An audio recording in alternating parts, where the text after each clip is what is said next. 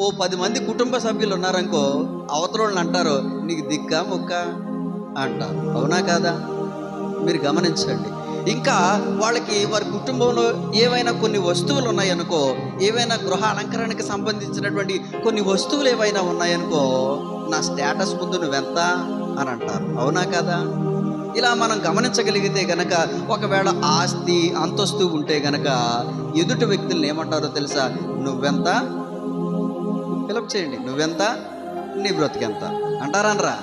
కొంచెం ఆస్తి ఉండి స్టేటస్ ఉండి కొంచెం బాగా ఉంటే చాలామంది తమకు కలిగిన ప్రతి దానిని బట్టి చిన్న చూపు చూసేటువంటి వారు ఉన్నారు. ఎదుటి వారిని తక్కువ చేసి చూసేటువంటి వారు ఉన్నారు. దేవుని ఆశీర్వాదాన్ని అందుకున్న తర్వాత, దేవుని మహాకృపణ చేత ఒకవేళ ఒక ఉన్నతమైనటువంటి స్థితి, సంపన్న స్థితి కలిగిన దానిని బట్టి సంతోషించాలి, దేవుని స్తుతించాలి తప్ప అది లేనటువంటి వారిని చిన్న చూపు చూసేటువంటి ప్రయత్నం మనం ఏ రోజు చేయకూడదు.